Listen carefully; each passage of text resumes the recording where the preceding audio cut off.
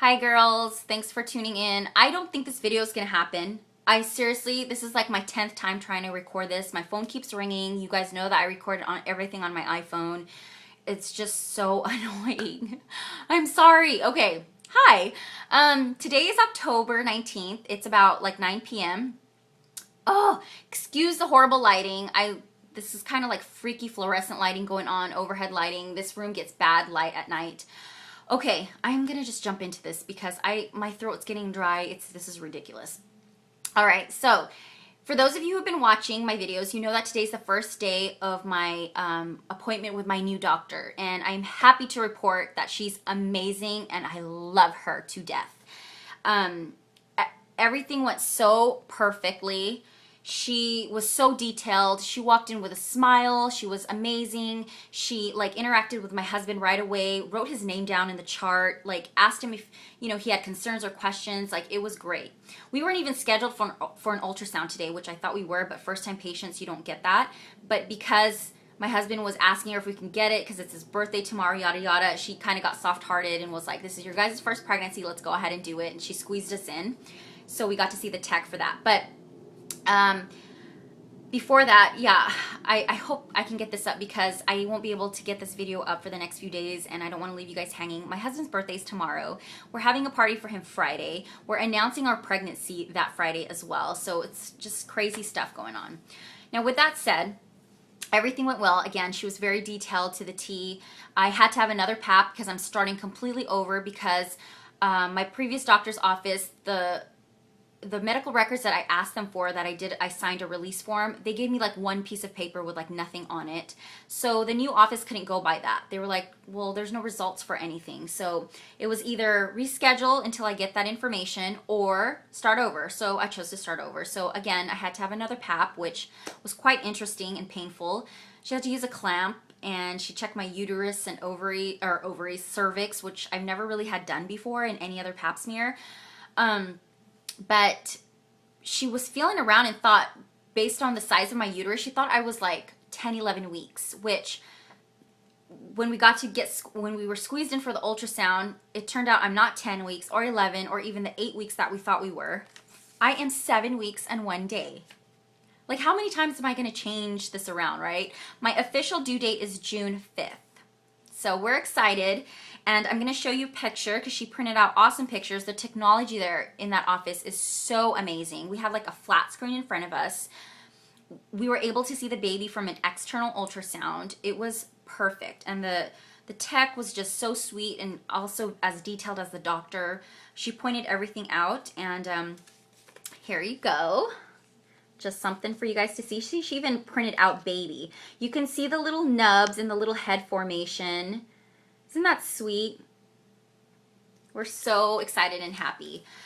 We got to actually see the heartbeat flickering on the screen, and we got to hear the heartbeat, and it was about 156 beats per minute, she said, which is completely active and healthy. Also, this doctor was so detailed that she actually found my tilted uterus while she was doing my pap smear, which I knew I had. I was diagnosed with that when I was younger. When I went in for a different ultrasound. And I explained that to my other doctor, and of course he brushed it off because he's just nuts, and I'm so glad I'm done with that office. But she caught onto it, and she said it's completely fine. And the tech even caught onto it. And also, she caught onto some other stuff too. She put me on progesterone or progesterone, I hope I'm saying that right, for the next 5 weeks for the remaining of my first trimester because of my history of anemia and my history of my irregular cycles. She said, with that said, sometimes because of that, it can cause progesterone levels to kind of drop, which can cause miscarriages, as you know. And obviously, she's being cautious and careful, and I love her for that. So I start my meds tomorrow. I have no problems doing that. I'm just very happy that she caught that on. And I did do research on it, which is funny because I was going to bring that up to my other doctor, but this one already caught that. So I'm just so happy. So yeah, there you go. Happy news. We're ecstatic. We're going to be announcing the pregnancy this Friday to family and friends. And we were going to wait, the 12 weeks, but my husband just can't wait any longer. And I figured, it's his birthday. He might as well be able to shout it out to everybody. going on to symptoms, I did bring up two of them to her. The first one was the constipation, which has taken a turn for the worse. She did say that I need to go and pick up some over-the-counter Colace, which is completely fine for the baby, so I'm doing that tomorrow as well. And she did kind of mention that because of the constipation, that might be an added effect to the weight gain, and it just could be because I have not had regular bowel movements, which is kind of a relief. And the nausea, which is now been all day long. Ever since, I think, yeah, last week, it's just been all day long, morning to night. All day long nausea. Some days I don't think I can cope or live.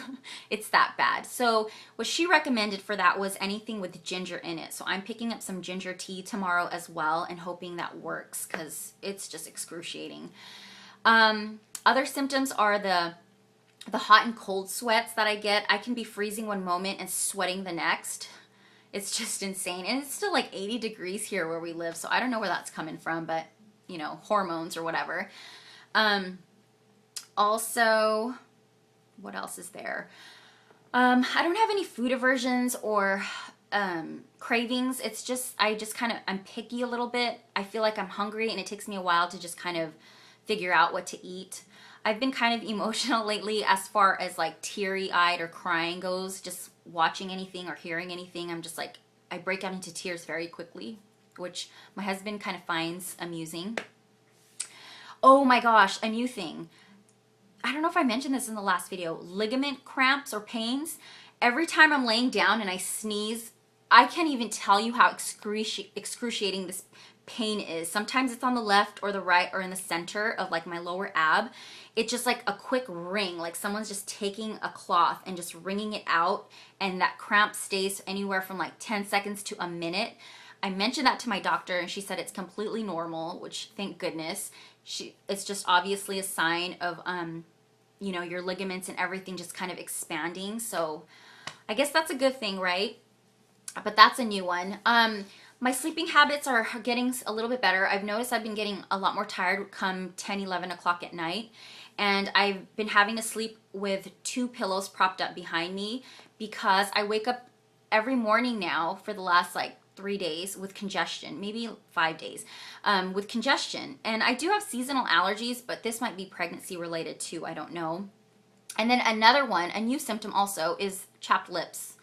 I have been getting like weird chapped lips, not like you know, dry or cracky. It's more like extra skin that I can just literally like pick off, which is kind of annoying.